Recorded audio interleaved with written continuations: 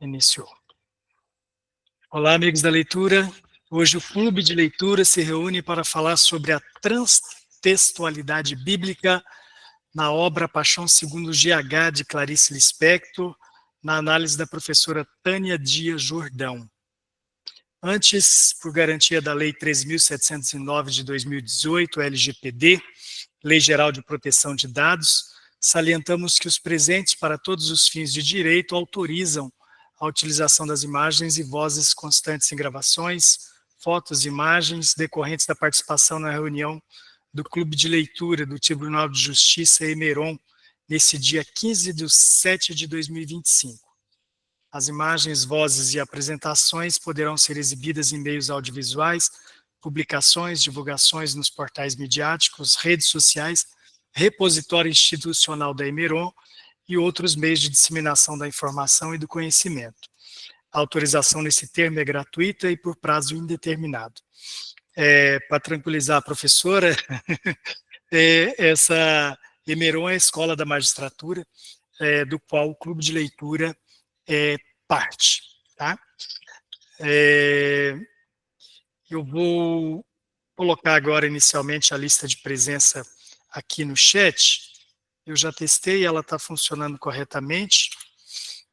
Então, os presentes que queiram registrar presença, na verdade, os internos, tá? Só os cadastrados no TJ. Hoje é dia 15 de julho. Lembramos para quem ainda não produziu, não inscreveu os trabalhos na Mostra Cultural, hoje é o último dia, ainda tem prazo, né? Até meia-noite aí, estamos no dia 15. E hoje é o último dia para inscrição dos trabalhos na Mostra Cultural. O currículo da professora Tânia Dias Jordão, eu vou iniciar hoje de uma maneira diferente, porque a Clarice Lispector já foi apresentada aqui já em 2 oportunidades. Sempre a gente faz a biografia do autor, do qual nós estamos discutindo, mas o ano passado nós fizemos da Hora da Estrela, e nós apresentamos a Clarice, apresentamos algumas obras que ela se apresenta. No início do mês agora de julho, quando nós falamos também do livro A Paixão segundo GH, também fizemos a apresentação e usamos obras dela para ela se auto-apresentar, né? Então, hoje eu vou dispensar a apresentação da Clarice e vou direto que hoje nós temos uma convidada, a doutora Tânia Dias Jordão. Ela é professora na Universidade Católica de Minas Gerais e que muito gentilmente aceitou estar nessa conversa aqui hoje para falar sobre a Paixão segundo GH e essa transtextualidade bíblica. E na última reunião nós conversávamos sobre a Paixão segundo GH e foi muito discutida a questão da similaridade com a Paixão de Cristo, né?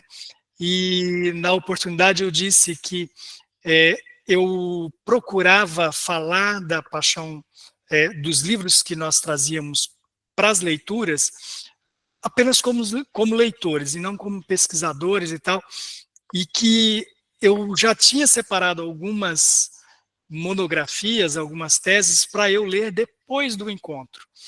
E que depois do encontro eu teria conhecimento sobre isso, que eu não faria isso antes, para que eu trouxesse para a reunião apenas com as impressões do leitor de um primeiro contato com o texto, né?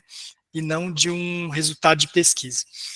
E daí, nessa conversa que tivemos naquela oportunidade, ficou pacificado de que traríamos para essa reunião, que é a reunião livre do mês, porque nós temos, professor, a reunião mensal em que a gente tem o livro do mês. E o livro desse mês foi a Clarice Lispector com A Paixão segundo GH.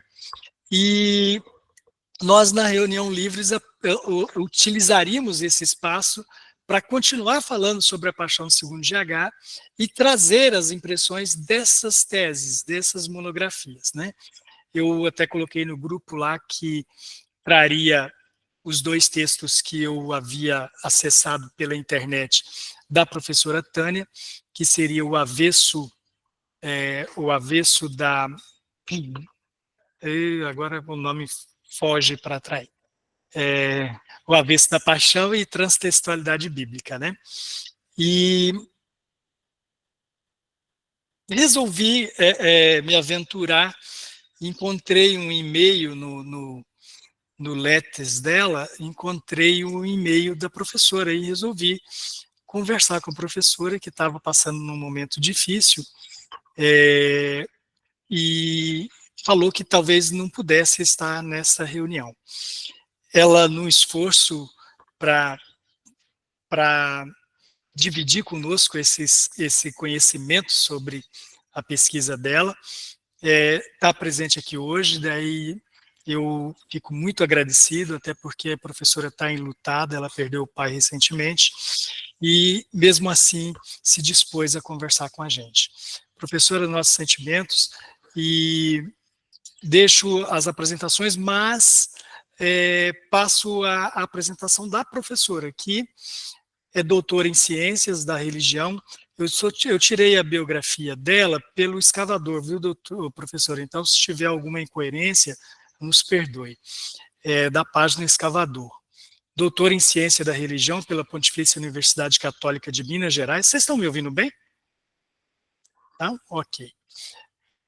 Doutora em Ciência da Religião pela Pontifícia Universidade Católica de Minas Gerais, mestre em Letras, Estudos Literários pela Universidade Federal de Minas Gerais, licenciatura plena em Português e Literatura da Língua Portuguesa pela Pontifícia Universidade Católica de Campinas, teóloga pela Faculdade Jesuíta de Filosofia e Teologia e vasta experiência em educação nos diferentes segmentos.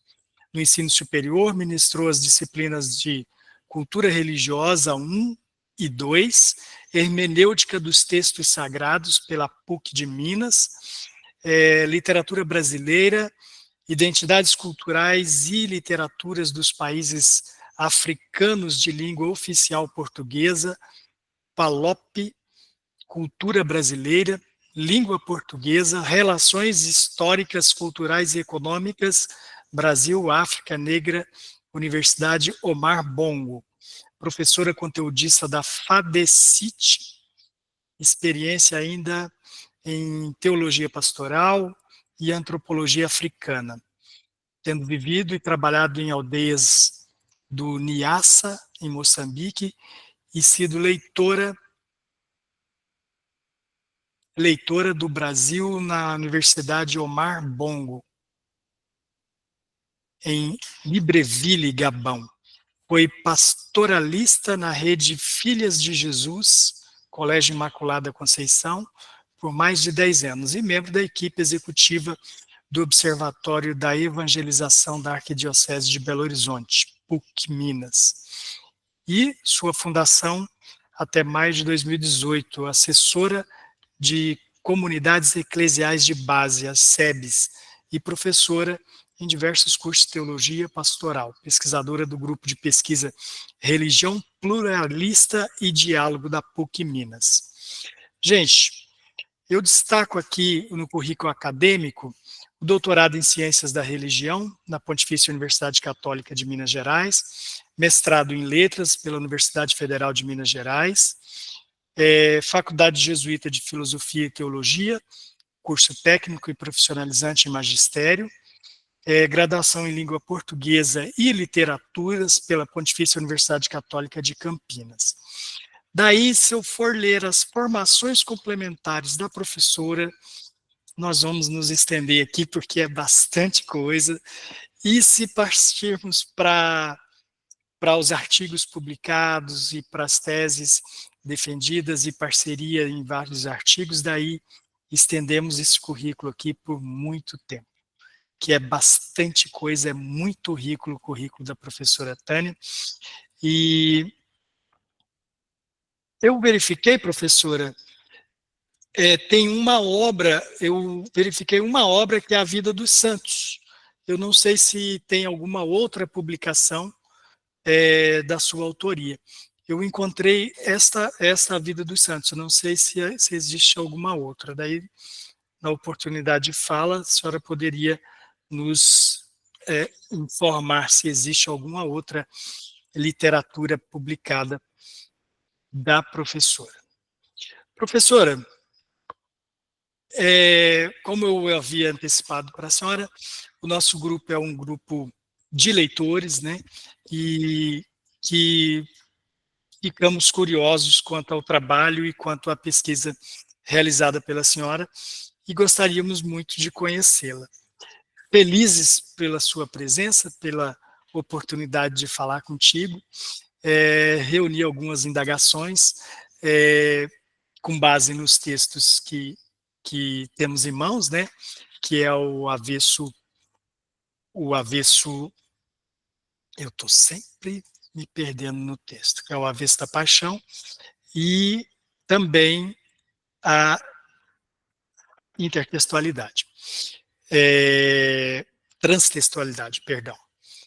Isso faz diferença porque ela, no artigo dela, ela até deixa claro que são 5 tipos de textos, né, então, que compõem os tipos de textos, de classes de textos, né, da transtextualidade.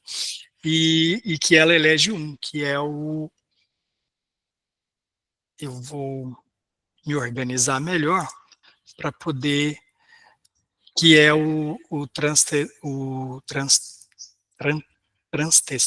transtextualidade, e que...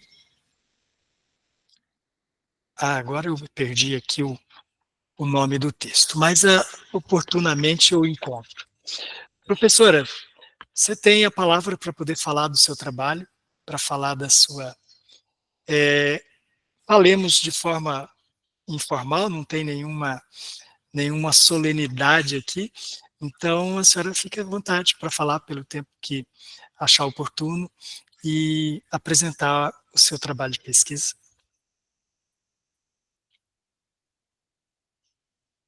Boa noite a todas e todos. Espero que estejam me ouvindo bem. Para mim, a internet está bastante ruinzinha aqui, então não sei se vai chegar até vocês claramente a minha fala, mas a qualquer momento também vocês podem me interromper, se for o caso, posso repetir o que for necessário. Em primeiro lugar, então, agradeço extremamente. Antecipar aqui a origem da professora. A professora é de Camanducaia, em Minas, né? E eu, na pesquisa aqui, fui verificar Camanducaia, que eu via falar pelo jogador de futebol, né? Que jogou no Santos e se destacou, teve um grande destaque. Mas daí eu fui procurar saber de Camanducaia. Gente, é uma cidade linda, viu? Depois vocês pesquisem as imagens, a cidade dela é maravilhosa. Achei lindíssimo. Por favor. Bom, primeiramente, eu estou chegando, nós estamos nos mudando para Camanducaia agora. Eu sou do interior de Minas, mas resolvemos viver com um pouquinho mais de qualidade aqui nessas montanhas, num lugar bem alto, né? 1.400 e tantos metros e bastante frio também. E bem agradável, uma população bem agradável. Mas nós também estamos ainda conhecendo Camanducaia. Sobre meu currículo, Hernandes, parece-me que o que consta no escavador ainda é um currículo de 2018, 2019, por aí. Quando eu ainda trabalhava também como professora conteudista na FADECIT. Agora, depois disso, trabalhei na Universidade Federal de Juiz de Fora e já não sou mais professora da Universidade Federal de Minas Gerais, né, da PUC Minas. Continuo como pesquisadora da PUC Minas, mas não professora. Bom, isso, pequenos esclarecimentos, né, sobre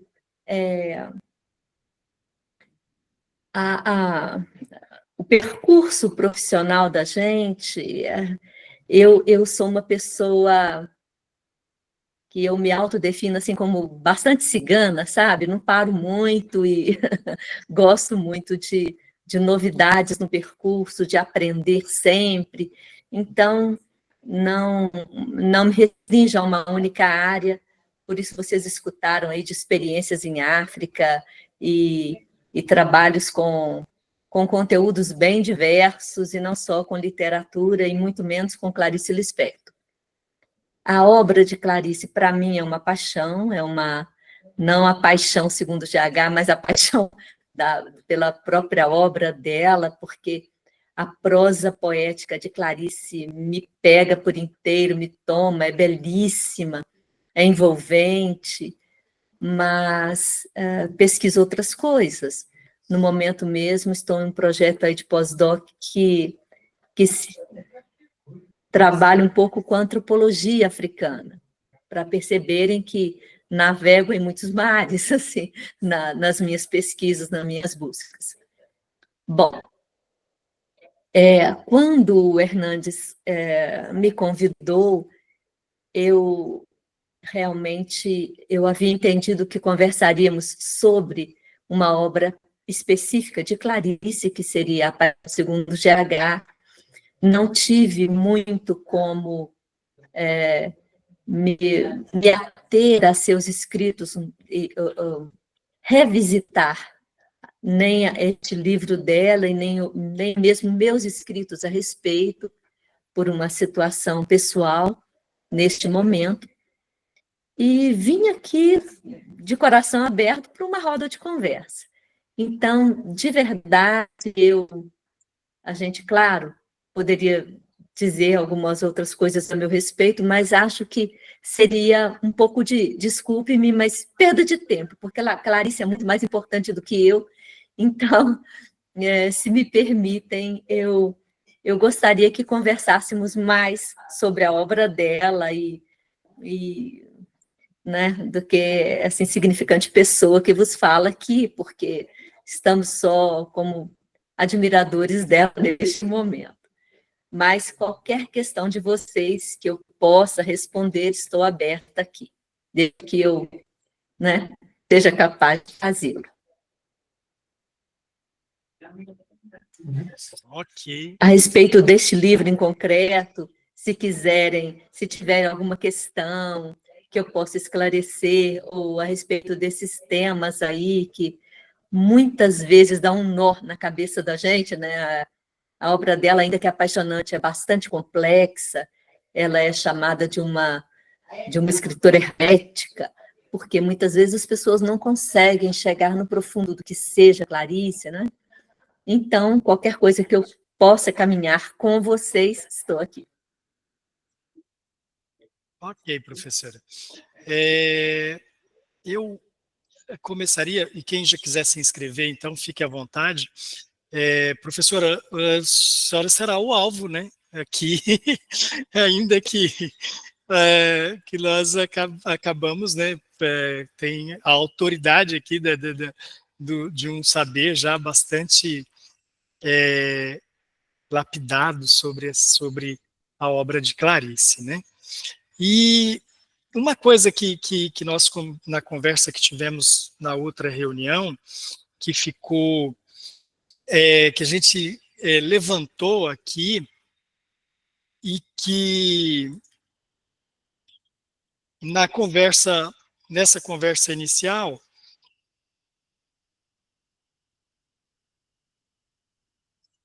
é que a senhora falou sobre a paixão pelo texto da Clarice, e daí me levou a essa, que nós falávamos o seguinte, que pesquisando alguns textos fora dos romances, né, nós estávamos pesquisando, eu pesquisei algumas coisas sobre o que ela publicou no Jornal do Brasil, sobre algumas coisas que ela publicou de poesia, sobre cartas também, né, e acaba que na internet você acaba encontrando muita coisa que está em verso e que na realidade está em prosa, né? É em prosa.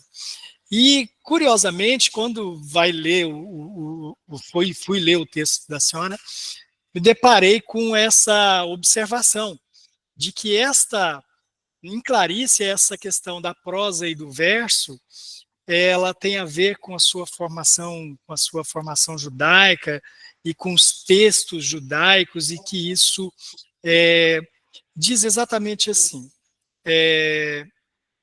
na página 24, faz uma referência sobre Haroldo de Campos, e ao referir-se à contribuição de Mechonic, eu não sei se é essa a pronúncia, né? Diz que julga não pertinente quanto aos textos bíblicos a distinção convencional entre poesia e prosa. Para tanto, comenta que o ensaísta enfatiza o aspecto rimopeico e ritmo prosódico do original hebraico, e sua pontuação sem fôlego. Segundo opina, a estrutura rítmica já é portadora de sentido. Isso se dá largamente na escrita clariciana, como, aliás, já tem sido apontado pela crítica. Eu estou fazendo aqui um recorte do texto da professora. Desde o estranhamento com sua sintaxe inusitada até a constatação relativa à poeticidade da sua obra. E daí você começa já falando dessa poesia, da escrita dela. Daí eu gostaria de ouvi-la sobre isso, porque é uma coisa que até a leitura mais breve dela acaba trazendo essa aproximação da prosa com o verso, né? Percebendo essa aproximação da prosa com o verso.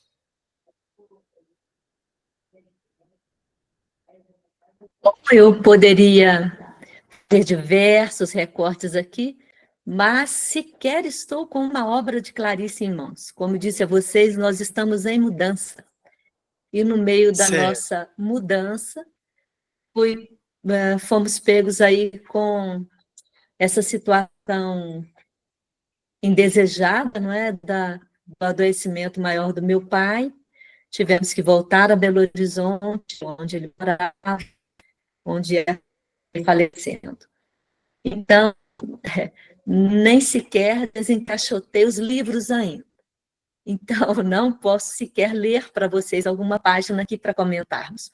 Mas, qualquer frase que vocês pegarem, nessa obra mesmo, A Paixão segundo GH, vocês vão encontrar uma série de figuras de linguagem que se intercalam, né? Ela trabalha muito com oxímoros, né? Que é aquela contradição mais extrema que o paradoxo, e com sinestesias, com metáforas, e que se sobrepõe. E o ritmo dela, que é o que eu cito nesse excerto que Hernandes leu, é um ritmo que leva muito a gente a mergulhar no ritmo dos textos sapienciais bíblicos. É muito difícil conversar com vocês sem conhecer vocês, né? Sem saber aqui o que vocês conhecem, por exemplo, da Bíblia, para a gente fazer esse tipo de comparação. Mas a Bíblia é poesia pura, poesia belíssima, principalmente em alguns de seus livros. Mas mesmo nos livros proféticos, a gente encontra poesia belíssima, de altíssimo nível. E é claro que, lendo em português, a gente encontra isso, imagina no original hebraico, que quem conhece bem o hebraico, que é o caso desses teóricos que eu cito aí nesse trecho, né? Eles vão discorrendo sobre isso e mostrando essa prosa poética. Não é o poema como a gente o compreende pela estrutura da forma poética, que a gente entende que seja poema, um verso abaixo de outro verso, formando estrofes. Não é disso que eu estou falando de poesia, e não do poema. O poema é a forma. A poesia é o que está contido nessa forma. É aquilo que leva a gente a sair do lugar comum e a mergulhar num outro. Porque se diz algo para se dizer algo muito mais profundo. Então, cada vez que nós, mesmo na nossa linguagem coloquial, cada vez que utilizamos de ironia, de metáforas, de metonímias, do que seja, a gente acaba fazendo utilizando uma linguagem poética no nosso dia a dia. Agora, na escrita, conscientemente, quando se dá um ritmo, uma sonoridade que leva o leitor a mergulhar naquele escrito, até sem compreender, mas quase que penetrando em uma canção, entrando dentro dessa canção e mergulhando no mais profundo dela, mesmo sem compreender. Porque às vezes a gente não entende nem o que está cantando, mas aquilo nos embala, nos toma como um todo. Então, a prosa de Clarice é uma prosa poética, de cara. Isso ninguém nega, pelo modo mesmo como ela utiliza as palavras, como ela brinca com o som dentro de um conto, por exemplo, ou de um romance, ou seja, algo que não é literalmente um poema, mas ela brinca com as palavras e com os sons, criando ritmos inesperados e belíssimos. Então, é disso que se dizia no primeiro momento. Não sei se há alguma outra questão. Se vocês entenderam, por exemplo, a diferença, né, essa que Hernandes mencionou no começo, a diferença entre intertextualidade e transtextualidade, se essas linguagens são claras para vocês, por que o avesso da paixão, em que consiste isso na obra, porque não é uma obra que se possa, claro que cada texto literário está aberto a milhares de leituras. Cada um de nós tem sua interpretação. E é muito ruim quando a gente diz que o autor quis dizer isso. Às vezes é a sua leitura, o autor não estava pensando em nada daquilo.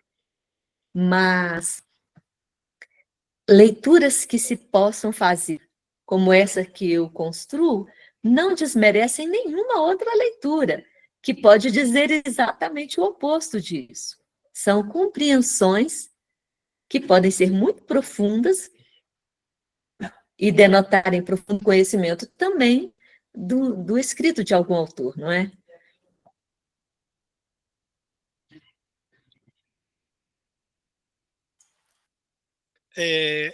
Professora, nesse caminho do que foi dito sobre não ser o que o autor pensou e tudo, também fruto de uma conversa entre membros aqui das reuniões, tem essa questão do GH, e que no seu trabalho é destacado como sendo o gênero humano, né? E que a senhora não usa essa expressão, mas tipo esse paralelo entre a paixão de Cristo e a paixão de GH, que ali teríamos um paralelo entre o humano e o sagrado, sobre o Deus, né? Nesse aspecto, como a senhora colocou, de não ser aquilo que o autor afirma, ou que ele venha a afirmar, ou endossar, que a gente possa dizer que o GH é gênero humano. Ainda assim, eu posso insistir nessa questão de que o GH é um gênero humano, dadas as informações que o texto da Clarice nos fornece, e essa pesquisa ser tão profunda nessa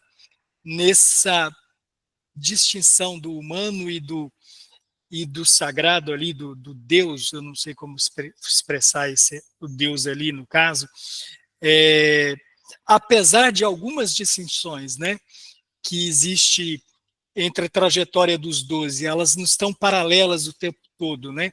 Elas acabam, em alguns momentos, sendo até contrárias. Mas eu gostaria de saber sobre isso, apesar de você já ter afirmado que a gente não pode dizer que foi ela que ela pensou assim. Não podemos afirmar porque não conversamos com ela. Ela já não está entre nós para dizer, não é? São suposições, são compreensões, são interpretações. Agora, não se pode afirmar isso soltamente. Isso não, Hernandes. Eu não posso dizer que GH é gênero humano e ponto.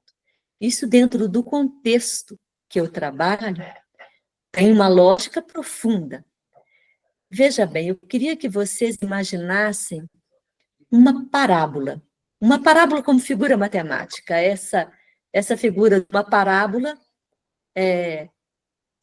que desce, né? Descendente, ascendente, tá bem? Essa figura, a gente pode fazer uma leitura colada de A Paixão segundo GH sobre, por exemplo, o prólogo de João. No Evangelho de João, no primeiro capítulo, dos versículos de 1 a 18, João vai dizer que o Verbo de Deus, o próprio Deus, né, assume a nossa humanidade, ou seja, ele deixa a divindade, vamos falar numa linguagem que a gente compreende, usando uma metáfora comum, que ele deixa o céu, né? Jesus deixa o céu, ele vai dizer, o Verbo de Deus assume a nossa humanidade até o limite. E ele arma a sua tenda no meio de nós, ele vem morar no meio de nós. Armar a tenda é uma metáfora muito compreendida pelas 12 tribos de Israel. Estamos falando num contexto bíblico. Então, ele arma a sua tenda no meio de nós. E ele vive essa humanidade. Ou seja, o próprio Deus assume ser humano e assume essa humanidade até o limite do que é ser humano. Esse limite é a morte. E, no caso, o limite mais profundo, porque não é qualquer morte, é a morte de um marginal, de um malfeitor, a pior morte do seu tempo, com extrema tortura, que é a morte de cruz. Então, João vai dizer isso, que já no prólogo e depois ao longo do seu evangelho, de todos os evangelhos, a gente vai ver isso, né? Deus, vou dizer assim, usando João como exemplo, tá? Jesus enquanto divino, que é o Cristo de Deus, né? Deus, que deixa de ser Deus, deixa a sua humanidade para assumir plenamente a humanidade. É claro que ele vai carregar essa divindade em si, mas ele assume plenamente a humanidade até o mais baixo que se poderia viver a humanidade. Ou seja, até a morte de cruz, a morte de um escravo, a morte de um malfeitor. Deus que assume a humanidade no seu limite mais radical. E assumindo essa humanidade, quando assume essa morte de cruz, ele é depois resgatado pelo Pai. E é ressuscitado pelo Pai. Então, por isso essa parábola. Ele desce, o limite mais profundo seria a cruz, e depois ele sobe essa volta ascendente para o seu lugar de direito, junto do Pai. Então, isso seria a paixão de Jesus Cristo. E a paixão segundo o gênero humano, qual é? Por isso é possível colar sobre essa leitura, fazer essa leitura como gênero humano, se a gente puder colar essa leitura sobre a paixão de Cristo como um avesso dessa paixão, como uma negação dessa paixão, uma leitura pelo lado de dentro. Seria o quê? O ser humano, no caso, a protagonista, GH, que deixa a sua humanidade, ela que é uma mulher burguesa, uma mulher que tem tudo, uma mulher que vive num apartamento de cobertura no Rio de Janeiro, na década de 60, que a gente poderia dizer que tem um status quase masculino, não é? Porque mulheres não moravam sozinhas, não era comum isso, no apartamento de cobertura, de frente para o mar. Quer dizer, essa mulher que tinha tudo, ela vai fazendo travessias internas dentro do seu próprio apartamento. para a parte mais feia do seu apartamento. Então, ela passa por um corredor por onde ela nunca atravessava, ela deixa um apartamento confortável, cheio de cortinas, todo... E ela mergulha, mas não para baixo, para o alto, porque ela tem a sensação de estar no minarete, que é o ponto mais alto de uma mesquita, não é? Onde eles anunciam as orações e tudo. Ela é tão ao avesso que ela desce subindo, e ela vai descrever isso na obra.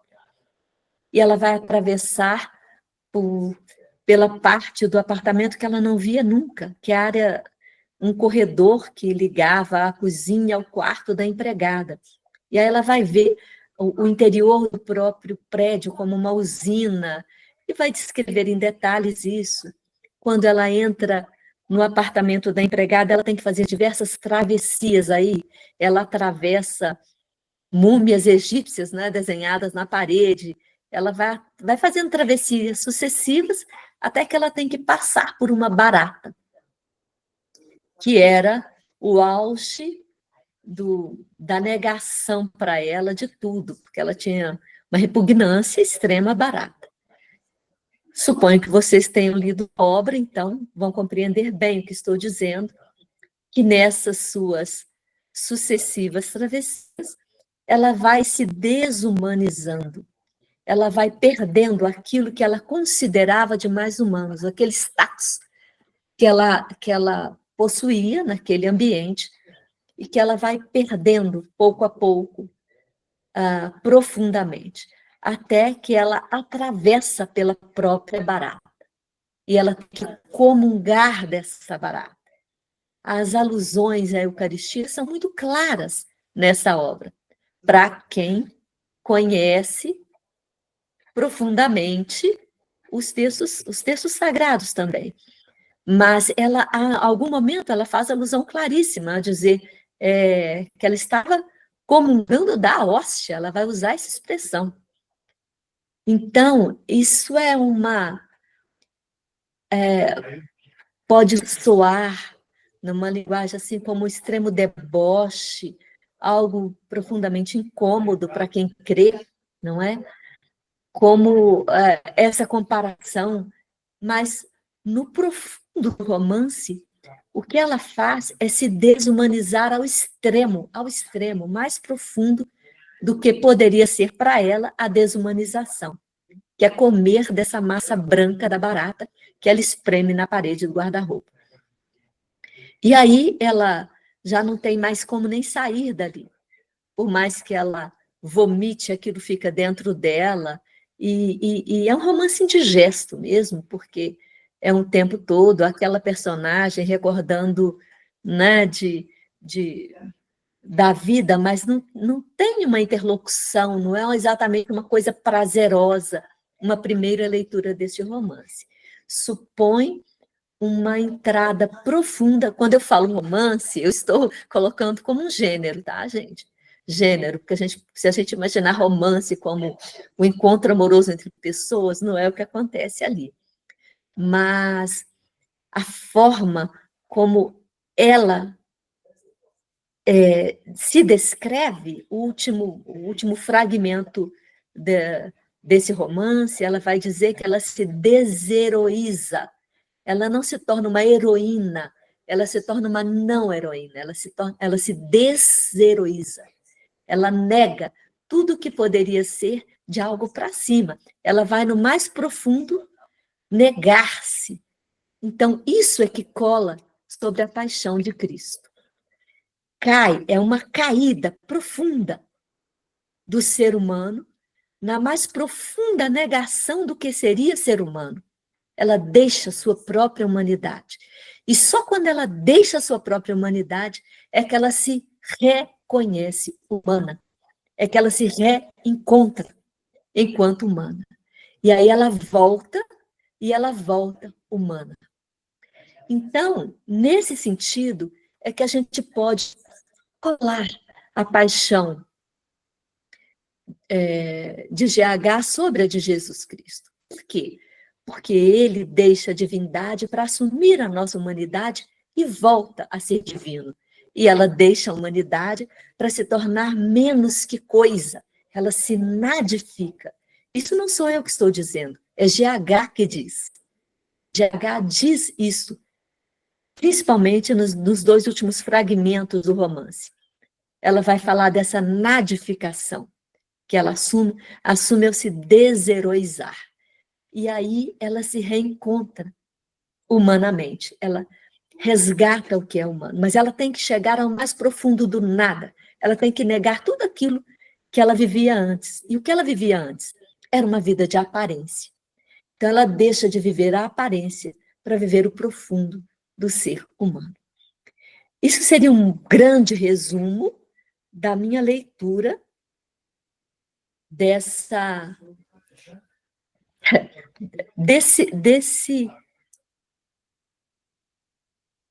Eu não queria usar a palavra, mas eu vou usar um palimpsesto, não é? Desse encontro de um texto sobre outro. Palimpsesto, para vocês entenderem bem, os pergaminhos antigos, os pergaminhos, na época em que ainda não havia a facilidade que temos com o papel, né? Hoje já nem usamos mais o papel, mas muito antes do papel se escrevia sobre couro. E não era qualquer couro, era couro de novilhos, e esse couro trabalhado, e era muito caro um pergaminho. Então, muitos pergaminhos que traziam, por exemplo, leis ou censo de uma determinada população, utilizado por um determinado dirigente de uma sociedade, um rei, por exemplo, quando aquele rei era deposto, ou morria, ou perdia uma guerra, o que fosse, o outro aproveitava os pergaminhos antigos, raspava os antigos pergaminhos e escrevia sobre eles.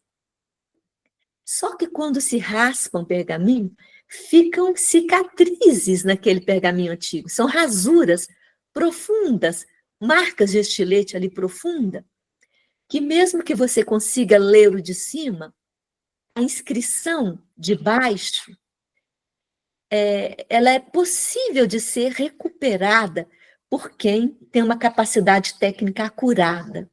Ainda que não se consiga tudo, em grande medida é possível se retomar nos pergaminhos essa rasura mais profunda, antes de raspar. Isso se chama palimpsesto. Então, esse palimpsesto é o que Clarice, a meu ver, faz. Ela raspa o evangelho, o texto do evangelho. Ela rasura e escreve em cima, escreve a sua história. Isso é uma forma de escrita da Clarice única, peculiar, inusitada, enfim. Ela faz isso em outras obras também, e eu tenho outros trabalhos que falam sobre isso.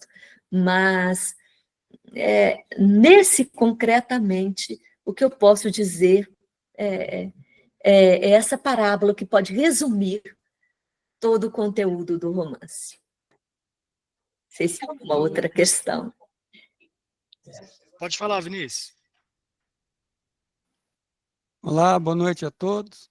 Professora, que prazer recebê-la, muito gentil partilhar conosco tanto conhecimento e tanta paixão, né, de analisar uma obra conosco. É só um detalhe no seu vastíssimo currículo, só revela uma curiosidade que a senhora se licenciou em letras na PUC de Campinas, né? Eu sou lá de Campinas também, eu sou egresso da PUC no direito, né, não em letras. Mas é claro que é seu vastíssimo currículo, mas isso me chamou muita atenção por uma questão dessa origem na licenciatura lá. O que eu perguntaria, porque como leitor, professora, mas influenciado porque a senhora nos dizia, a parábola que a senhora tão bem usou a figura matemática, geométrica para analisar essa possível leitura, se a Clarice, nesse grande recurso que ela tem dessa prosa poética, e, claro, filiada a toda aquela visão, aquela escola de um fluxo de consciência muito efetivo, se Paixão Segundo GH, além de outras obras, mas se ela não traz em si uma metalinguagem da própria obra da Clarice como um todo do que ela faz.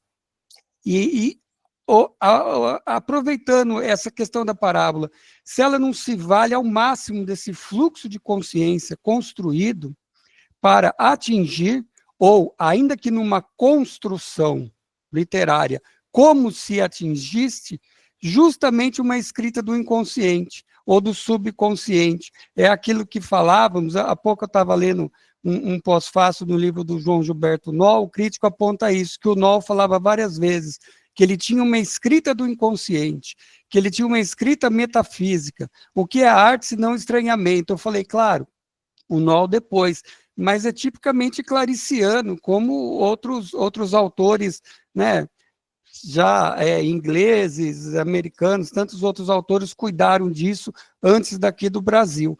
Mas a minha pergunta é basicamente isso. Se essa obra não pode ser enxergada como de uma maneira metalinguística, claro, embora não expressa, mas que permite essa leitura nossa, que ela esgarce esse fluxo de consciência até atingir a nadificação, que se aproxima muito do que é um sub ou um inconsciente para depois retomar-se transformada, o que afinal não deixa de ser uma jornada do herói, né? A saga desse herói que tem um adversário, talvez ele consiga mesmo, ou os medos dele, para voltar reformado e melhor, né? É um exagero essa visão que essa obra pode ser lida, e dentre tantos aspectos, dessa maneira também? De modo algum. Muitíssimo pertinente a sua leitura. Você aponta várias questões, né? Na perspectiva filosófica, metafísica, sem dúvida alguma. Na perspectiva psicológica, até o fluxo de consciência, isso é muitíssimo analisado na obra de Clarice, particularmente nesse romance. E em relação à metalinguagem, né? A linguagem que fala da linguagem, e que vai se gastando, né, ao se dizer, que já se esvai, também é muitíssimo claro isso na obra, pertinente a sua leitura, e tem sido trabalhada também em outros vieses. No caso, a minha leitura, ela foge bastante disso, justamente por ser isso aí bem mais visto na obra de Clarice, muito claro isso. Agora, o que normalmente as pessoas não tocam é na questão bíblica por duas razões. Uma, porque Clarice se dizia crente, talvez, às vezes, acredito, mas acredita em quê? Quer dizer, ela nem sequer tinha um teísmo claro, sabe? E segundo, porque ela negava, por ser a Bíblia, principalmente o Novo Testamento, um livro cristão, e ela não ter sido nunca cristã, né? Mas ela nasceu numa família judaica e com certeza, quando eu digo com certeza, não é com possibilidade, não, com certeza absoluta. Ela estudou hebraico, temos inclusive o nome do professor que lecionava hebraico para ela e para as irmãs, etc, etc. Então, ela conhecia muito bem a Bíblia, e quando morreu, foi encontrado na sua cabeceira um livro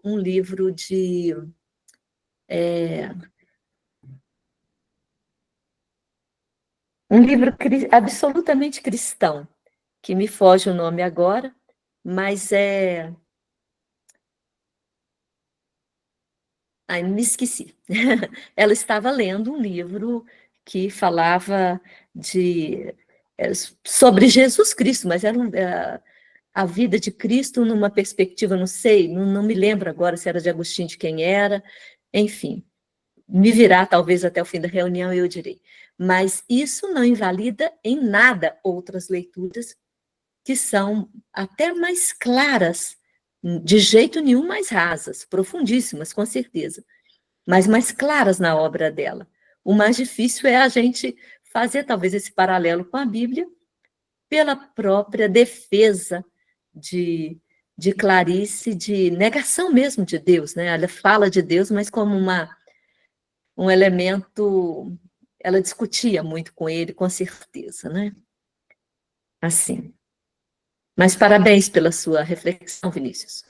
E obrigada. Professor, obrigado. Só uma breve observação. É muito interessante, né, esse eventual preconceito que se tem pela declaração da Clarice, né, já que não era cristã, e por isso a obra dela não pode ser analisada, porque, com todo respeito à religião e às religiões, não deixa também de ter uma parcela de um fenômeno cultural, né? Aqueles que são cristãos ou não podem negar a existência de uma religião que tem uma abrangência muito grande em países como os nossos, né? E é interessantíssimo, eu lembro de Saramago, que falam, e várias vezes ele foi inquirido, mas o senhor é um ateu e todos os seus livros tratam de uma maneira ou de outra de religião. Por quê? Ele falou, porque simplesmente Deus existe. Eu posso não crer nele, mas é claro que Deus existe, e no meu contexto, dizia ele, ainda que seja, e respeitosamente, nesse aspecto como fenômeno cultural, que não pode se negar a interpretação teológica do mundo, né? Então, Clarice, claro, né, não podia, talvez, dissociar pela crença, ou crença variada, ou eventual descrença dela, né? Mas eu agradeço demais as observações que a senhora fez, muito obrigado de responder minha pergunta, viu? De todo modo, a meu ver, crendo ou não crendo, a análise, a escrita de Clarice não é a escrita de fé, é uma escrita literária. E ela parte da Bíblia, segundo a minha leitura, se é que ela parte, né? Ela parte esse texto de partida que ela toma como um texto literário. Então, por isso, a prosa poética dela se baseia na beleza de uma literatura que é a mais traduzida e mais lida no mundo, né? Que é a Bíblia. E muitas vezes, por muitas pessoas que o fazem não por fé.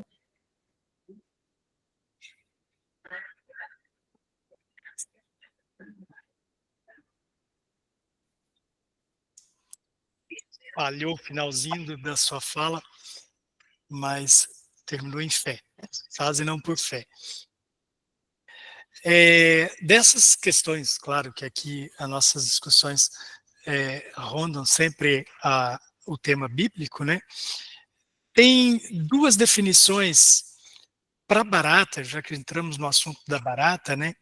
Nessa sua tese, no seu texto, em que um momento a barata parece como, em vários momentos ela vai aparecer como serpente, a barata serpente. E em um momento ela aparece como na parábola do bom pastor.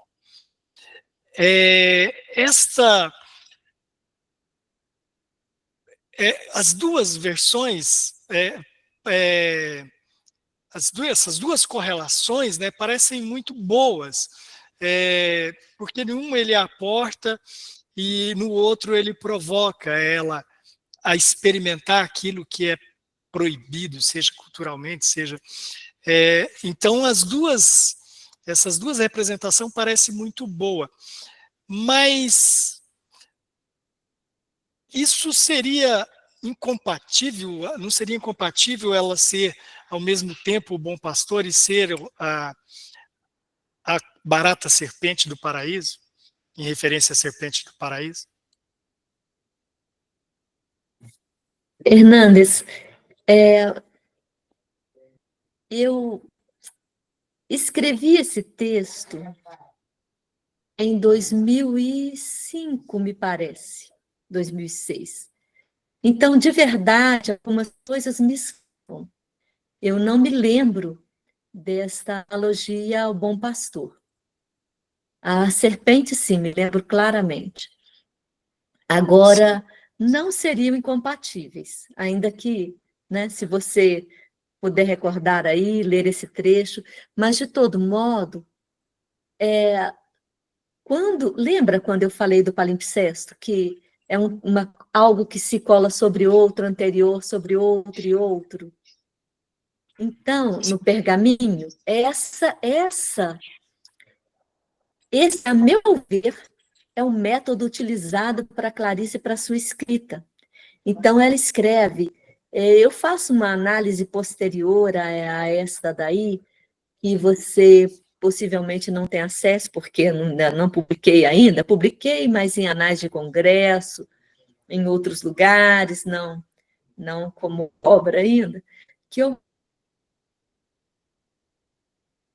é a maçã no escuro. Como que ela faz o romance A Maçã no Escuro é como se fosse um rascunho de A Paixão Segundo GH. Quando ela escreve A Paixão Segundo GH, ela reescreve A Maçã no Escuro, que é uma obra completamente diferente se você pegar a história. Mas o que ela busca, ela conclui, segue o que ela buscava em A Maçã no Escuro, a meu ver, escrevendo A Paixão Segundo GH, que é uma obra muito mais redonda, muito mais completa. Inclusive, ela é circular, né? Ela começa com 6 travessões e termina com 6 travessões. Então, é uma obra completa, ela é circular e fechada em si mesma. Agora, é possível, sim. Qualquer imagem que você tenha em Clarice, é possível casar uma outra sobrepondo a anterior. Quem tem conhecimento do texto, né, apesar de ele estar desatualizado, isso a professora faz, inclusive, algumas comparações, isso fica bem claro sobre essa agora a palavra some. Essa palavra grega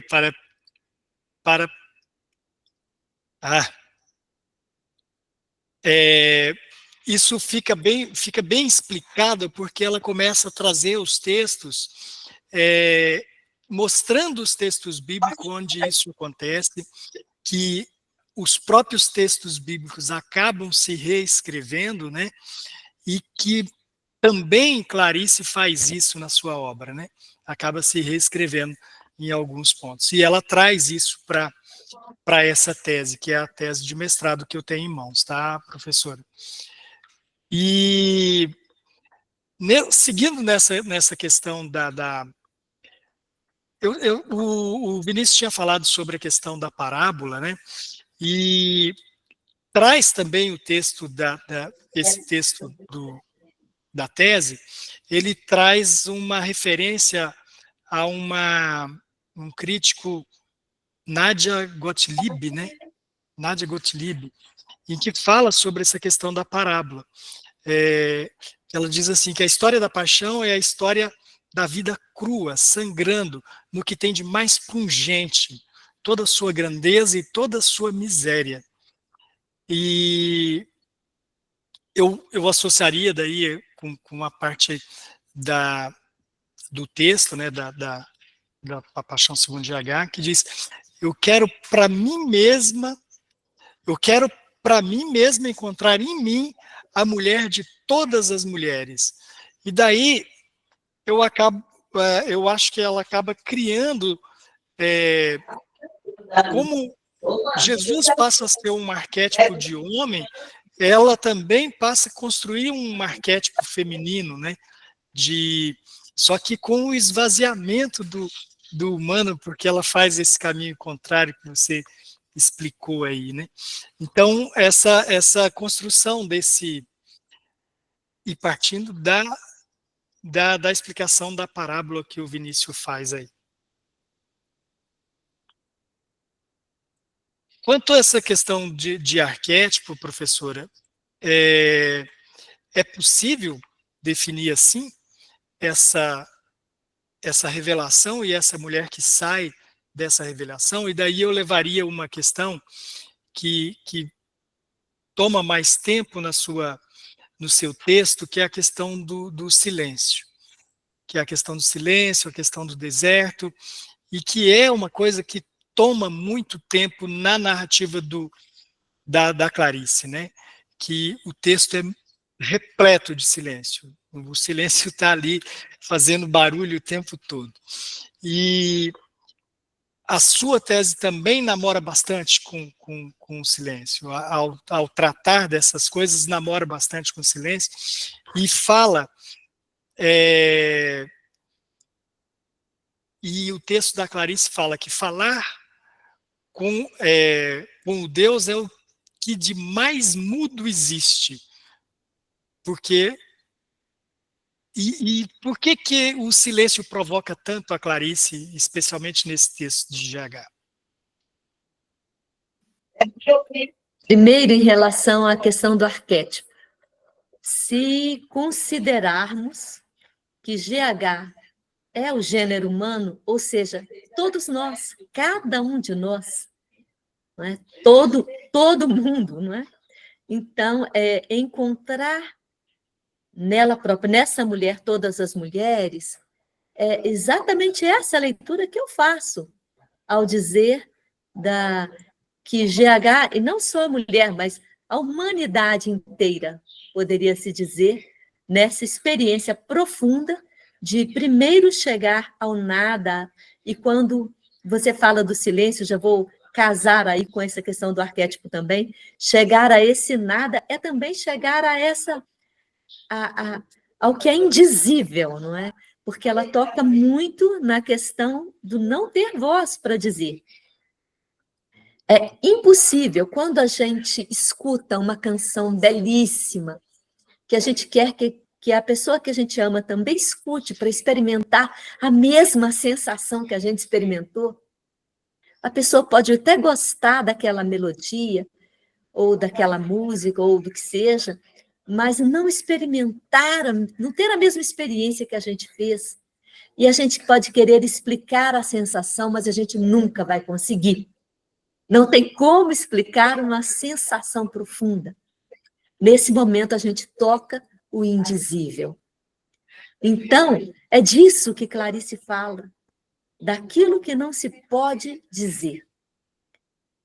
Então, falar com Deus é o que de mais mudo existe, porque é impossível falar dessa experiência que é a mais profunda que existe. Quem já fez uma experiência profunda de Deus sabe do que eu estou falando. Quem não fez nunca vai entender. Não vai entender. Porque não viveu essa sensação mais profunda e mais bela que há. Então, mas Gilberto Gil vai cantar, né, que para falar com Deus a gente tem que ficar nu. Essa nudez é a nudez não só do corpo, mas profundamente, a nudez da alma. E esse emudecer-se, porque a gente, por mais que a gente diga, a gente nunca vai ter uma linguagem própria capaz de falar com o divino. Enfim, para as duas questões que você levanta, Hernandes, eu diria que sim, é isto. É por aí, é uma leitura muito possível. Então, são leituras, repito, são leituras. Aqui não se trata de verdades. A gente deveria ler por aqui ou por ali. São possibilidades abertas, né, de compreensão, e que nos faz mergulhar cada vez mais no que é belo, no que é profundamente belo. No caso, a literatura é isso.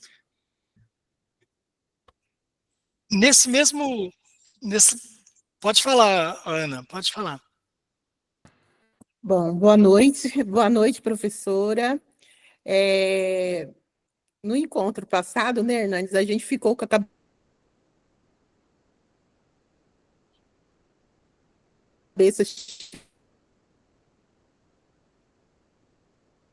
Ana, você vai ter que repetir, porque está falhando bastante. Porque nós estamos compreendendo que falhou bastante.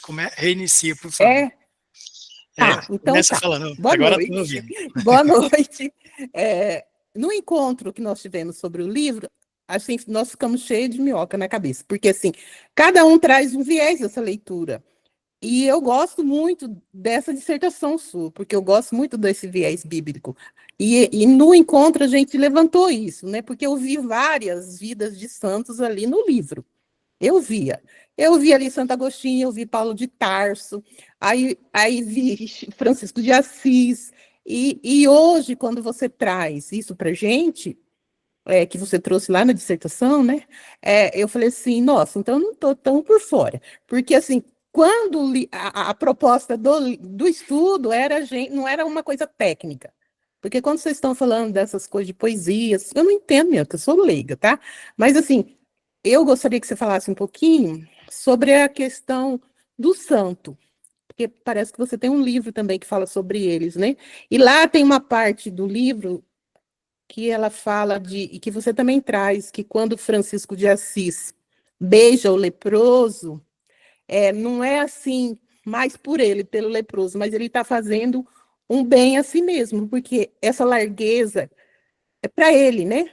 É porque acho que que se chama santificação, talvez, né? Essa largueza que você está se alargando para o outro também está, claro, melhorando, o leproso, no caso, ou outras pessoas que a gente quiser dar o exemplo, mas que o próprio Francisco de Assis estava se alargando. Eu queria que você falasse um pouquinho sobre isso, que eu também gosto desse tema.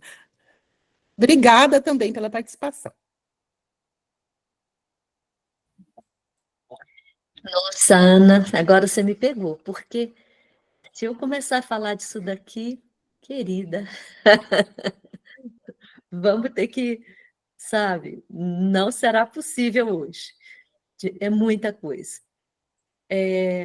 Bom, esse livro A Vida dos Santos, eu e dois colegas, dois companheiros teólogos, o Edivar e o Paulinho, escrevemos a pedido.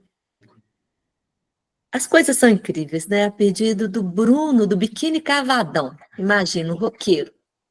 Ele fez um projeto para gravar a vida dos santos na voz do Francisco Cuoco e pediu para a gente escrever as histórias. Então, foi a pedido.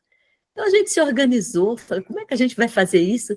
Tinha o tempo exato, tinha que ser histórias com um tempo exatinho, porque seria para gravação, e no final teria que ter uma oração, e um dos músicos lá do Biquíni Cavadão faria uma melodia de fundo para cada uma das histórias da vida dos santos e tal. Então, a gente escreveu eles, Cuoco gravou, tá aí, vocês encontram aí na internet. Pode procurar Francisco Cuoco, A Vida dos Santos, vocês vão encontrar. Somos 3 autores, os 3 somos autores de todas as histórias, são 30 histórias do primeiro volume, e porque cada uma das histórias tinha que passar pelos 3, sabe? Nós fazíamos um texto mártir, o outro falava, não pode ser assim, mudava tudo, enfim. E a gente escreveu essas histórias e foi uma experiência bastante interessante, que eu nunca tinha mexido com a geografia, que é o termo de quem trabalha a biografia dos santos, né? A geografia. A gente nunca tinha mexido com isso antes, então, de fato, para mim foi um estudo extra, prazeroso, gostei bastante de fazê-lo, aprendi muito, né?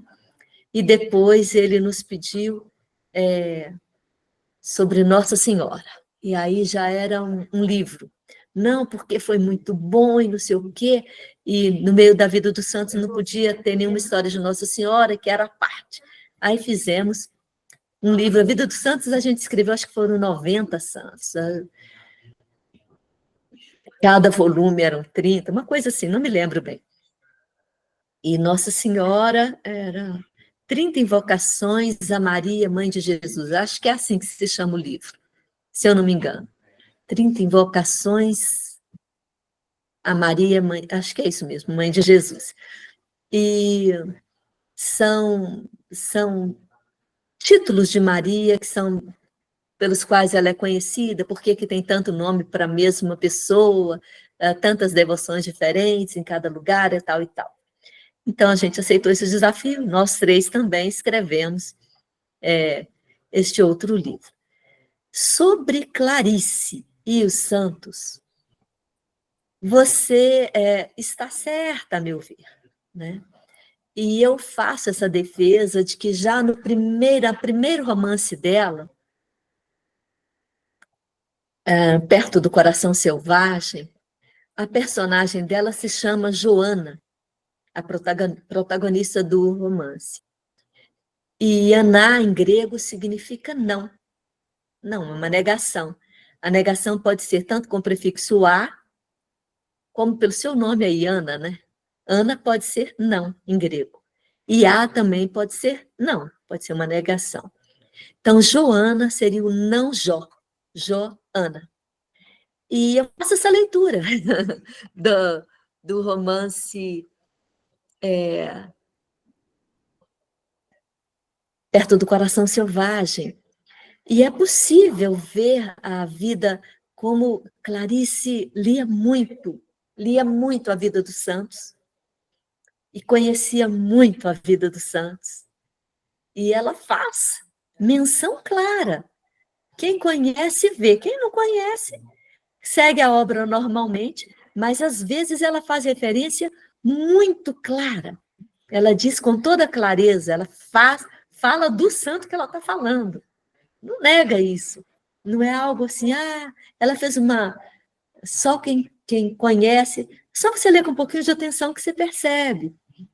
Então, mas para quem conhece a vida, percebe muito mais, evidentemente. Há muitas referências que você, assistindo um filme, você percebe, e outra pessoa ao seu lado não percebe, porque não tem a cultura que você tem. Perceberá outras, tem outra cultura para aquela pessoa. Então, de acordo com o lugar de onde a gente está assistindo ou lendo, é a leitura que a gente faz. Seria isso? Não sei se lhe respondi. Respondeu sim, é que eu até falei, né, no programa, falei, acho que eu estou meio fora da casinha, eu estou vendo coisas que não existem, mas é isso mesmo. Obrigada, tá? Um abraço. Eu vou retomar mais uma.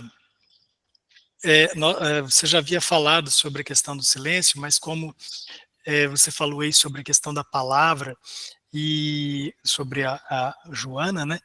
E daí você me levou a outra questão, que daí é na sua tese. E a Clarice tem isso, né? A palavra para ela importa muito. Cada palavra, cada coisinha tem uma significação, a forma porque que ela entrou ali e tudo, né? E na sua dissertação, você usa a palavra revelação, separado por hífen. E como eu tinha falado de deserto, e o deserto aqui, na sua tese, eu tinha como simbolismo do deserto algo mais como uma passagem da vida para a morte e tal, essa passagem que acontece quando sai da vida e no caminho da morte e o que houver depois. E eu tinha essa, né, atravessar o deserto seria esse momento de dor da passagem, de angústia, que Machado descreve, que a gente vai ver alguns autores fazendo essas descrições, né? E aqui o deserto ele aparece como um espaço da revelação. E essa figura do deserto, ele é o lugar da experiência mística, na Bíblia também né? E tão pertinente que traga essa. Só que o que me causou perturbação foi a separação do re e da velação. Porque se velar é cobrir, e o re seria seria esse aposto, como é que fala, esse prefixo, né, do revelação, você estaria ocultando ainda mais e não tendo a oportunidade de naquele você ter um esclarecimento, você ter ali a epifania, né, que as coisas serem reveladas, que as coisas serem descobertas por quem está vivendo a experiência. E a palavra, da maneira como ela apareceu, me traz essa significação de que oculta ainda mais. Eu estou muito equivocado? Olha, Hernandes, eu não vejo assim. Quando eu separei, foi para chamar a atenção para o prefixo. Foi para fixar, para questionar o leitor mesmo. Porque o último livro da Bíblia, como se chama? Revelação. Livro das Revelações, né? Apocalipse significa literalmente, a palavra grega apocalipse, significa literalmente revelação. E o que é revelar? É tirar o véu. É tirar aquilo que está encobrindo, não é? Sim. Revelar é retirar os véus, o véu. Então, se trataria disto. Agora, em relação à questão do deserto, o deserto na Bíblia é sempre o lugar do encontro com Deus. Ainda que no Evangelho, já que a gente está falando da paixão de Jesus, né? A paixão de Jesus vista como um avesso pelo ser humano, né? Vivida pelo ser humano como um avesso daquela paixão, Jesus no deserto encontra o diabo. O diabo, a palavra diabolos, em latim, significa aquele que está atravessado no meio do caminho. Então, se você está indo, como eu aqui agora, que vim para a roça, né? Estou morando agora na zona rural. Se eu passando por uma dessas estradas de terra, tem uma árvore caída no meio do caminho e eu não posso passar, eu não posso seguir, impede minha passagem, essa árvore é um diabolos, literalmente falando, porque ela está atravessada no meio do caminho. Diabolos é exatamente o oposto de símbolos. Símbolo, em grego, é aquilo que une, é a ponte. Símbolo é a ponte. O diabo é o que separa. Bom, essa digressão é para dizer do encontro de Jesus com o diabo no deserto. Ele se encontra com o diabo para revelar a cara de Deus, a face de Deus. Ele se encontra para negar tudo que poderia atrapalhar o caminho dele.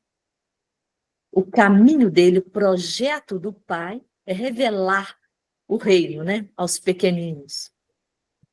E aquilo que está no meio do caminho, ele retira. Ele nega a negação de Jesus às tentações, ele nega o próprio mal. Ele tira aquilo do caminho dele. Ele não acolhe nenhuma daquelas 3 tentações. Então, o deserto se encontra um lugar de encontro profundo com Deus. Mas, desde dos escritos mais remotos, escritos bíblicos mais remotos, o deserto é sempre um lugar do encontro com Deus. É assim com os profetas, com Oséias, por exemplo. É assim com o próprio povo de Deus que tem que peregrinar 40 anos pelo deserto para se purificar, né? Uma geração inteira que fica para trás para que possa entrar na terra prometida, porque ali eles encontram Deus, ali eles se renovam. E é assim na vida da gente, quando a gente está num momento de profundo deserto, num momento de profundo esvaziar-nos, né? Esvaziar de coisas externas, esvaziar-nos profundos, aí a gente abre espaço para Deus. Enquanto a gente está muito cheio de coisas, assim, não tem espaço para Deus, não. A gente está com muitas certezas, a gente está com muitas verdades, não sobra espaço para Deus. Então, o deserto é esse espaço mais profundo de encontro com Deus, justamente porque você não tem com quem falar, não é onde chega o silêncio, no qual você insiste tanto, Hernandes. No deserto, você é obrigado a ouvir-se, a ouvir a realidade mais profunda. E a realidade mais profunda é o próprio Deus, numa perspectiva de leitura bíblica, evidentemente. Se fôssemos seguir a linha do Vinícius numa leitura psicanalítica, seria outra coisa. Mas numa leitura bíblica, é o lugar do encontro com Deus. Você fez uma referência aí sobre a leitura psicanalítica. Ela nega a questão da psicologia no texto, né? A psicologia nunca me interessou, ela chega a dizer assim, né, no texto da Paixão Segundo GH. E daí ao dizer isso, e esse texto ser, como você fez a referência, o Vinícius fez referência, me leva para uma questão, que está lá na introdução do seu trabalho, quando você fala sobre contradições. Você fala que sobre as contradições que surgirão, né, que o texto possui e tal. E eu entendi, ao ler o trabalho, que o que podia parecer uma contradição, na verdade, passa por pelo oxímoro, né, passa pela aquelas coisas. Gente, ela chega a fazer um quadro para poder mostrar tanto ela não usa essa expressão, o paralelismo, quanto essas questões, né, que ela coloca e aqui eu só estou fazendo uma lista que ela faz, mas tem um momento que ela faz um quadro para mostrar que João Batista e Jesus, quanto como os textos se reescrevem, né? E daí aí entra tudo que eu acredito, entra tudo nessa questão das contradições colocadas lá na introdução, e tem uma questão que também me provoca nas questões das contradições, que seria que é quando fala em transcendência. E eu já vou terminar, professora, que a gente já está te tomando quase 1h30. Eu falei que seria 1 hora de conversa, né? E a gente já está com quase 1h30. Daí, só para concluir, eu vou desenvolver esse raciocínio, e daí a senhora faz as considerações que julgar. Daí, nessas contradições, eu colocaria a questão da transcendência. Por quê? Porque ela diz que não transcender, porque a transcendência é uma transgressão. E logo em seguida, na página seguinte, ela já vai colocar que culmina com a Páscoa. E se a Páscoa, para ter a Páscoa, parece haver a necessidade dessa transcendência, você passar do material, você passar para o espiritual, você renascer, ter uma nova... Então eu achei ali que essa seria uma das ocasiões em que esse contraditório poderia emergir no texto dela, né? E daí eu perguntaria para ti se tem algum momento em que você encontre se existiu alguma contradição que te provocasse e que você não encontrasse explicação nessa riqueza, porque como o texto dela é muito rico em sinapses, né? Você consegue fazer um monte de conexões, porque além desses eu li um sobre existencialismo, né, nessa mesma obra, e eu peguei esse texto de existencialismo, e daí você parece que o texto dela foi escrito para aquilo, para o existencialismo, e daí você fala, ela deu uma entrevista dela na Cultura, ela diz, não conheço o texto do existencialista, o francês, me perdoe, ó, que pecado, esqueci o nome do cara. E daí ela disse que não conhece o texto dele. Então, a obra dela é tão rica que você pega uma coisa como o nome ainda não voltou, esse existencialista, e ele vai encaixar. Você pega toda essa questão do transtextualidade bíblica, você chega a fazer aqui na sua tese um momento que você vai demonstrar como essa reafirmação do mesmo texto vai solidificando aquele conhecimento, aquele saber, né? E como ela fez isso nessa obra, como se estivesse escrevendo um texto bíblico, né? Quando ela faz essa continuação de um capítulo para o outro, e a exemplo do que acontece nos textos bíblicos, e isso está demonstrado aqui dentro da sua tese, que ela faz isso a exemplo daquilo. Então era isso, e ainda acrescentaria nessa questão do avesso, né, a questão dela não sair da caverna para ter uma iluminação, ela entrar na caverna, que ela própria chama aquele apartamento, aquele quarto, de uma caverna de pedra em que ela vê a favela lá fora, daí a cabra, e começa a ver as civilizações anteriores a partir dali da caverna dela, né? Então, eu entraria nessa questão do avesso por Platão e essas questões do contraditório. Se você quiser, porque já tomei bastante tempo seu, já tomamos.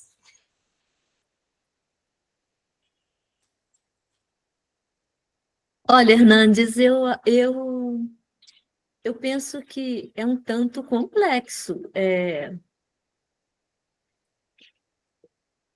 responder assim no ar, diria, sem pegar uma determinada perícope, um determinado texto e demonstrar em cada momento, sabe? Este aspecto poderia aludir a isto, poderia haver uma contradição em relação àquilo. Por isso que eu prefiro, no caso de vocês aqui, que a gente está falando com um tempo muito curto de uma obra extremamente complexa, falar do romance como um todo. Então, como um todo, a obra já é contraditória de per si, pelo fato da minha leitura ser a paixão do gênero humano casada sobre a paixão de Cristo. Então, contraditória nesse sentido, você nega o transcendente, em vários momentos, ela nega essa transcendência, e, ao mesmo tempo, ela se apropria dessa transcendência para fazer porque só através dessa passagem pela negação de si mesma é que ela pode voltar a ser o que ela deveria ser, ou seja, profundamente humana. Então, esse grande, isso que eu já falei para vocês, né? Esse grande escopo que a gente poderia tratar aqui, senão eu teria que ter aqui que preparar slides para demonstrar para vocês nos pequenos fragmentos do texto como isso vai se dando. E aí eu não tenho como fazer isso neste momento, infelizmente. Tá? A outra questão que você levantou? Foi do Platão, ele fazer o avesso de Platão. Sim, ela entrar na caverna. Isto, excelente leitura. Eu já dizia para Vinícius também, excelente leitura. Essas leituras são não só permitidas, como são belíssimas, são necessárias. A gente precisa fazer a leitura a partir dos conhecimentos da gente, a gente vai trazendo uma riqueza muito grande, partilhando com o outro. Por isso é tão legal esse tipo de grupo. É muito bom, porque a gente aprende com o outro, a gente caminha com o outro, e ninguém aqui pense que não, como Ana falou, eu achei que eu estava fora da casinha. Não.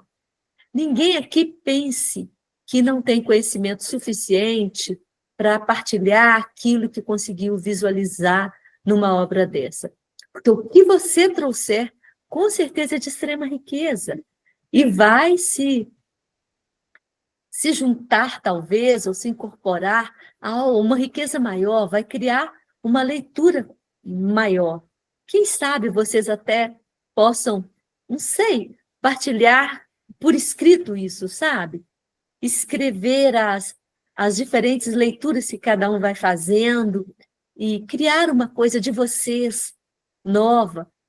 Isso é muito interessante, é muito bom, porque nós estamos perdendo cada dia mais o contato com isso, com uma leitura mais profunda. A gente está num mundo muito raso, muito de aparência. Então, para a gente se aprofundar, um modo maravilhoso é a escrita. E às vezes a gente acha que a gente não é capaz, mas comece a escrever que você vai ver. Você é capaz, sim. E terá muita coisa rica para partilhar, para enriquecer a gente que está aí pesquisando o tema também. Não sei se alguém teria alguma outra questão. Olha, Eu outras posso só questões, perguntar? por favor.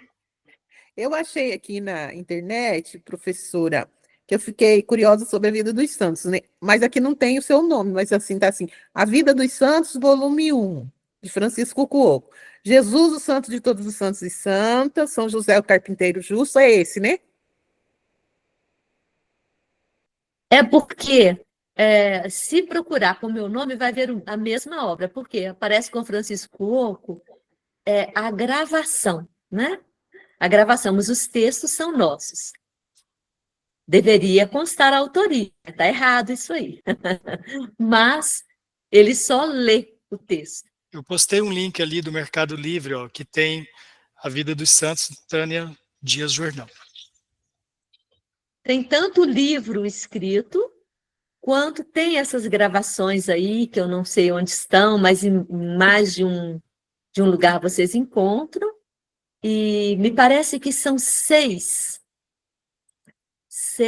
não seis santos, seis sequências com, com vários santos, acho que com 10 santos de cada uma delas, porque escrevemos 60, então estão aí, tá? São 3 volumes do Vida dos Santos, se eu não me engano, e cada um convida. Eu não sei precisar agora desses livros aí que já foram, não, tá? E tem as 30 invocações a Maria, Mãe de Jesus, que saiu pela Loyola. A Vida dos Santos também saiu pela Loyola. Professora, nós só temos a agradecer. Hoje mesmo nós estava conversando eu e Diógenes sobre essa conversa que teríamos com a senhora, e a gente tecia uns comentários, ele acabou não trazendo aqui, e eu acho que a sua fala acaba explicando algumas coisas, que ele colocava por que a revelação, por que a epifania não se dá sem dor, né? Por que ela não se dá fora da angústia? E daí eu acho que a sua fala sobre o deserto esclarece algumas coisas, né? Não sei se para o Diógenes, mas a hora que você falava sobre essa questão aí do diabo e das pontes, eu acho que me levou à conversa que eu tive com ele hoje. Professora, muito grato, muito agradecido sua presença, você compartilhar todo esse conhecimento, toda essa bagagem de leitura e de escrita com a gente. Nós ficamos maravilhados, felizes, muito contentes com a sua presença junto da gente. Obrigado, viu? Eu que agradeço o convite. E, bom, é isso, não é? Não houve, para mim, tempo hábil para preparar alguma coisa. Então, uma roda de conversa é sempre uma roda de conversa. Sobre seu amigo Diógenes, eu penso que a epifania se dá sem dor muitíssimas vezes, né? No próprio texto bíblico da transfiguração, é um momento de